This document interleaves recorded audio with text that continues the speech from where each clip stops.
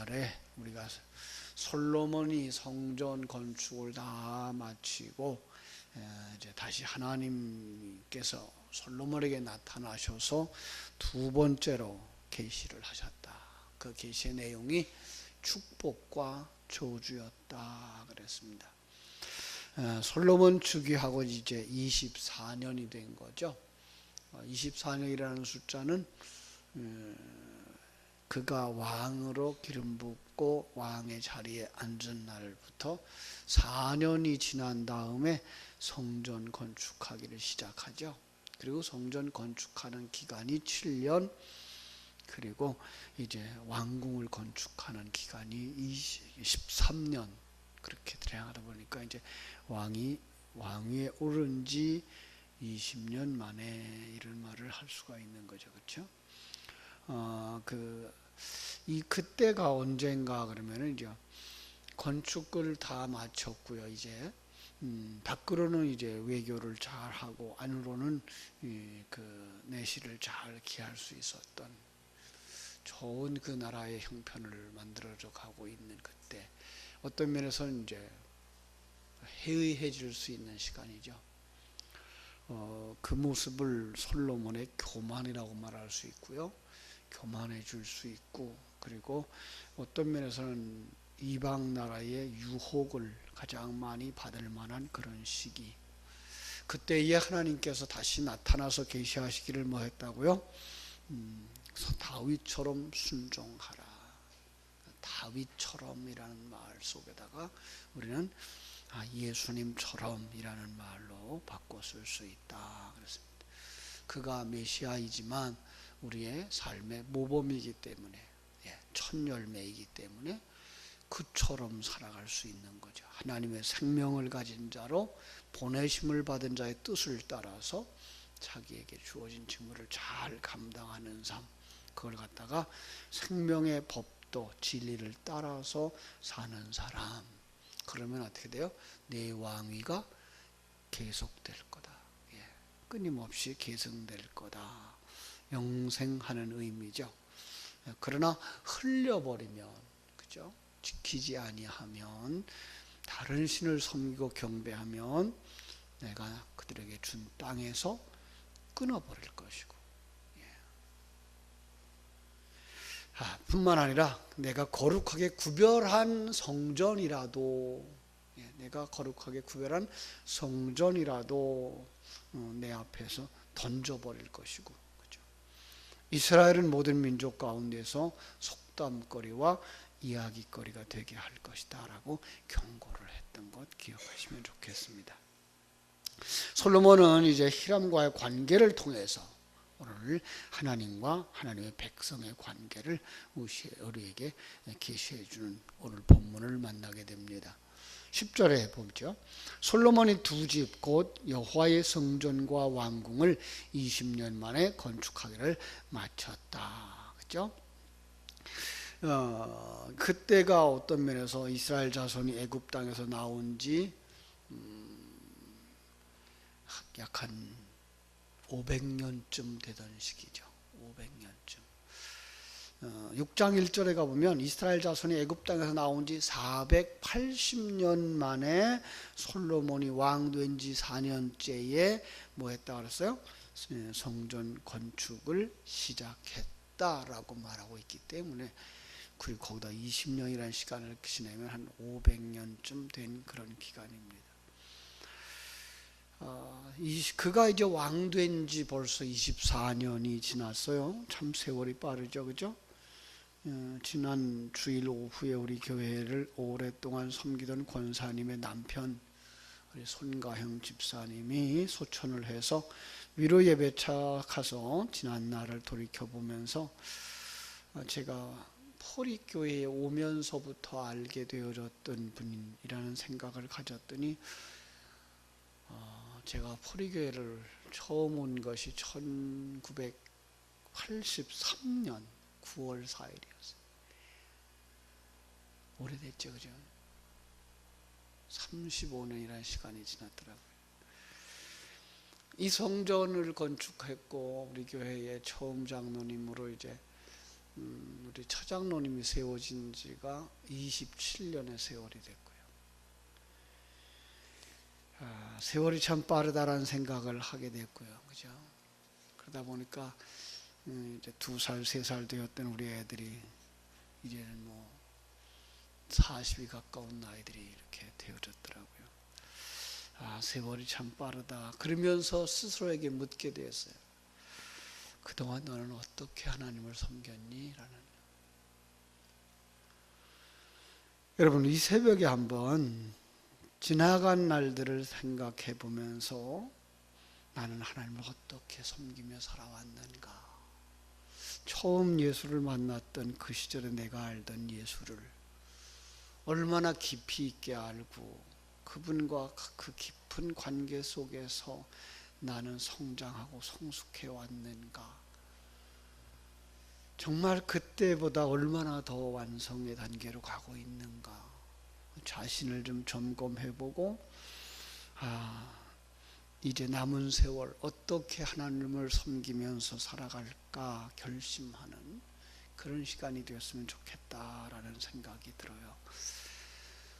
솔로몬과 함께 살았던 20년의 시간, 이 두로왕 히람은 어떤 모습으로 그려지고 있을까 이런 생각을 또 하게 됐어요. 그래서 11절에 보니까 솔로몬 왕이 두로왕 히람에게 갈릴리 땅의 성읍 20곳을 주었어요. 땅을 주었어요. 그렇죠? 왜냐하면 두로왕 히람이 솔로몬에게 그 소원대로 온갖 소원대로 백향목과 잣나무와 금을 제공하였기 때문이었더라 라고 말하고 있는 것을 우리가 볼 수가 있어요. 그렇죠? 갈릴리 땅의 성읍 20곳, 이 경계를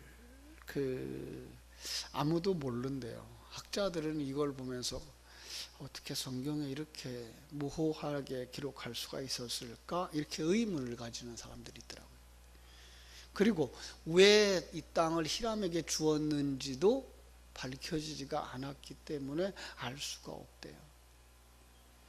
뿐만 아니라 히람이 그렇게 준 땅을 왜 불평을 했을까? 그 이유도 찾기가 힘들다 그래요. 뭐 한 거예요, 그죠? 그리고 더 중요한 건 하나님이 왜 이 사실을 성경에 기록했을까라고 하는 이야기, 아무도 대답을 못하고 있다라는 얘기를 하고 있어요. 그래서 난제라고 풀어놨더라고요. 여러분, 거기에는요 그냥 진리가 담겨져서 우리에게 주어진 그릇으로 보시면 돼요. 우리가 다 풀어낼 수 없을지 몰라요. 그렇지만 우리는 이 사건을 통해서 솔로몬이 예표되어지고 있는 성령 하나님의 의도, 그리고 이방인의 왕 히람이 예표하고 있는 거듭나지 못한 사람의 생각의 차이라고 깨닫는다 그러면 대략적인 의도를 읽어낼 수가 있더라고요. 이 두로라고 하는 지방은요, 이제 성지순례를 다녀오신 분들은 기억하실 수 있는 지역이에요. 그 이스라엘의 텔아비브 공항에서 해안길을 따라 걸어가도 얼마고 멀지 않는 지역에 욥바가 있어요. 욥바 항구죠. 거기는 이미 이제 예루살렘과 약 한 60km 정도, 65km 정도 거리가 되는 지역인데요. 그 욥바를 통해서 물건을 받았죠. 그죠? 그런데 그 욥바에서부터 북쪽으로 약 한 100km 정도 가면 거기 두로, 요즘 말로는 티레라는 지역 항구가 나와요. 이 두로 땅의 히람은요, 그 동쪽에 있는 산, 레바논 산에서 벌채한 백향목을 이 두로 항구에서 가져왔고, 그 두로 항구에서 뱃길로, 물길로, 그죠? 한 100km 정도를 가져다가 이 솔로몬에게 제공을 해 주었던 바로 그런 곳이에요. 다윗의 친구라고도 여겨지고요, 솔로몬의 친구로도 솔로몬을 도와서 성전을 건축했던 일에 협력한 그 나라와 그 왕이 자기 진면목을 드러내는 장면이에요. 오늘 말씀은 백향목과 잣나무 제목을 보내고요. 그는 자기가 받아갈 거 다 받아갔어요. 식량으로 바꿨거든요. 그렇죠? 그리고 조약도 맺었거든요. 그리고 그 똑같은 이름의 사람 히람을 통해서 성전의 그 여러 주조물들을 만들도록 해 주었거든요. 열왕기상 16장에 가면 그런데요. 이 두로 땅이 어떻게 변하는가 하면 이스라엘은 아합 왕의 시대로 바뀌어지고요. 그때에 이 두로 왕은 엣발이라고 그러는데 그 딸을 이세벨을 이 아합과 혼인을 맺게 해서 이스라엘 나라를 우상 숭배하는 나라로 무너뜨리는 일을 하게 되죠. 그래서 이사야서나 에레미야서 등에 보면은요, 선지자를 통해서 이 두로의 부요함과 교만함에 대한 경고와 멸망에 대한 예언이 나와요. 이게 두로 땅이에요. 바벨론이라고 하는 나라가 이 땅을 이제 침략해서 느부갓네살이 침략해서 함락되죠. 그리고 그 땅이 바벨론 땅에 귀속되게 되죠. 그러고 보면 그는 솔로몬과 교제하기는 했지만 하나 되었거나 구원받지 못한 사람의 예표라고 말할 수가 있어요. 얼른 생각나는 게 히브리서 6장 4절로 6절이었어요. 한 번 빛을 받고 하나님의 은사를 맛보고 성령에 참여한 바 되고 하나님의 선한 말씀과 내세의 능력을 맛보고도 타락한 자들은 이라고 말하고 있죠. 그는 거듭나지 못했기 때문에 무엇만 보죠? 현실적인 것만 봐요. 현실적인 부요함, 솔로몬을 통해서 얻고자 했던 것, 그런 것들만 생각하는 사람이에요. 그래서 5장부터 오늘 열왕기상 5장부터 건축에 필요한 목재를 제공하고 그의 궁전에 필요한 양식들을 받아갔거든요. 장사하는 사람이었죠. 그죠? 그러나 이미 그가 제공한 것에 대한 대가를 다 받아갔던 거죠. 그런데 솔로몬은 거기에 머물지 아니하고 그를 형제 삼으려고, 그를 구원하려고 뭐예요? 땅을 제공하는 거예요. 땅. 단순한 의도나 단순한 호의 정도가 아니고 이건 은혜의 선물이었던 거예요. 마치 아브라함에게 본토 친척 아비 집을 떠나 내가 내게 지시할 땅, 천국이죠. 하나님의 지배가 있는 곳, 다스림이 있는 곳, 거기로 가라. 그 초청과 같은 거예요. 지금 이 히람에게 약속의 땅으로 가자. 하나님의 백성이 되자. 그러는 거죠. 출애굽하는 이스라엘 백성들에게 젖과 꿀이 흐르는 땅으로 가자라고 하는 것과 같은 거예요. 하나님이 주시는 것으로 생명을 삼고 사는 땅. 자기가 일하고 자기가 계획한 대로 살던 곳이 이 애굽 땅이었다면 이제 가나안 땅은 하나님이 주시는 것만 먹고 하나님이 뜻대로 살아가는 곳을 상징하고 있거든요. 거기를 젖과 꿀이 흐르는 땅이라고 묘사하고 있는 거죠. 그런데 눈이 열리지 못한 사람 히람은 그걸 싫은 거죠. 그래서 불평하고 거절하는 거예요. 그래서 그가 한 말이 13절이죠. 이르기를 내 형제여 내게 준 이 성읍들이 이러한가 하고 이름하여 가불 땅이라 하였더니 그 이름이 오늘까지 있으니라. 무가치함. 이 가불이라는 뜻은 가치가 없다라는 거죠. 여기 우리가 형제라고 번역되어진 이 아히라는 말은요, 형님이라는 말이에요. 형님. 서로 왕끼리 높여주면서 이렇게 생각하고 살았던 관계의 용어인데요. 그럼에도 불구하고 그는 솔로몬에게 있는 그 생명을 가지지 못한 사람이었던 걸 알 수가 있어요. 그래서 불평과 경멸의 어투가 나오는 거예요. 학자들은 또다시 여기서 얘기를 해요. 그가 아마 산악지대를 주었기 때문에 그런 건 아닐까. 그들은 산악지대에서 먹을 것을 얻어 먹고 사는 사람인데요. 왜 산악지대 주면 좋아했겠죠. 아니면 메마르고 척박한 땅이었을 것이다 라고 얘기를 해요. 그런데 우리는 알죠. 그는 소경이라. 그죠? 영적인 소경이에요. 그래서 그 땅에 담긴 깊은 뜻을 알지 못하는 거예요. 그 땅을 주는 깊은 뜻을 알지 못하는 거예요. 그죠? 물론 성경적으로 보고 지역적으로 보면 이게 척박한 땅이라고 말할 수 있고 산악지대라고 말할 수가 있을지 몰라요. 그러나 성경에 그것을 기록해서 주면서 지금 히람의 불평 그리고 돌려주는 이런 이야기를 볼 때에 그건 바로 영적인 하나님의 나라라는 것 우리가 생각해낼 수가 있어요.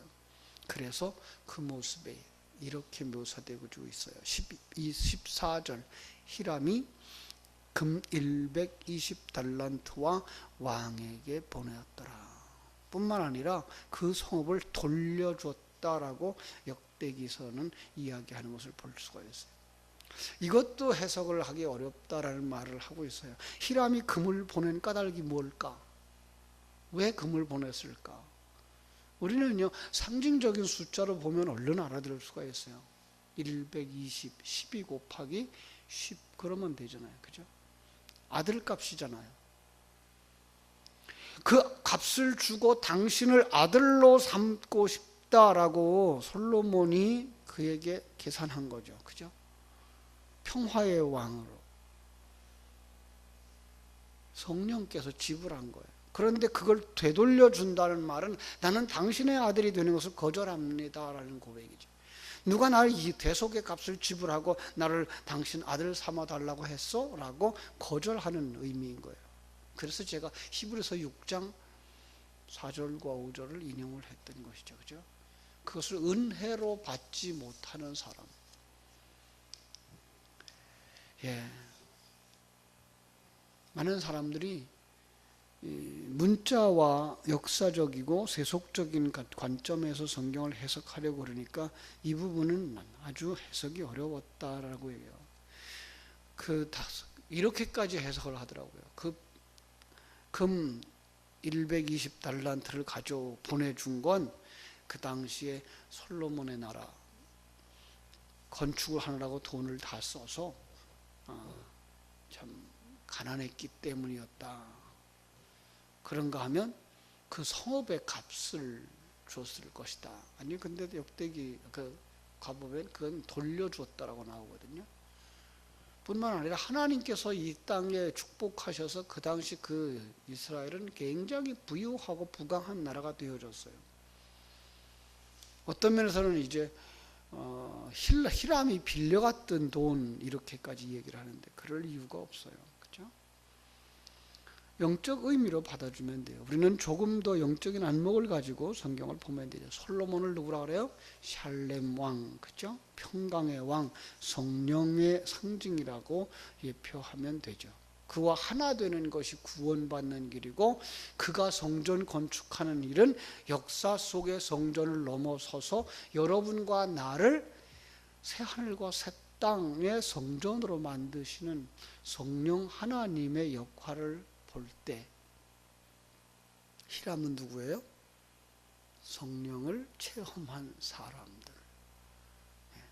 근데 성령을 체험하고 그 성령을 생명으로 삼고 그의 성전이 되어지면 그와 함께 영원히 사는 것인데 그러지 못한 사람은 뭐라 그랬다고요? 그냥 한번 맛보고 그죠? 한번 체험하고 그럼에도 불구하고 거절한 사람 히람을 바로 거기에 상징하고 있는 것입니다. 그렇습니다. 여러분 우리는 어떠합니까? 우리는 우리 신앙생활 30년, 40년, 50년의 신앙생활 속에서 그냥 우리는 솔로몬이 주는 것만 또박또박 받아가며 거기에 필요한 모든 것들을 제공해 준 그 거래를 하고 있는 사람들로 존재하고 있지는 않나요? 정말 우리를 자기를 비워서 하나님의 사람으로 온전하여져서 하나님이 주신 그 환경 속에서 그 땅에서 하나님의 통치를 받으면서 완성을 기뻐하고 그 하나님의 은혜를 기뻐하는 믿음의 사람인가요? 아니면 지금도 왜 그건 주고 이건 안 줘요? 왜 이런 걸 줘요? 이러면서 불평하고 있는 사람은 아닐까요? 신앙생활을 40년, 50년 했는데 아직도 하나님의 뜻의 그 섭리에 만족하지 못하고 하나님의 인도하심에 감사하지 못하고 손에 쥐어지는 어떤 것들을 바라다 보면서 이런 거 보네요? 이런 거 뭐에 소용이 있어요? 이런 게 무슨 소용이 있어요? 이러면서 살고 있는 사람은 아닌가? 우리에게 주신 이 환경 속에서 정말 감사하지 못하고 우리는 불만과 불평을 토로하고 있는 변하지 못한 내 모습은 아닐까?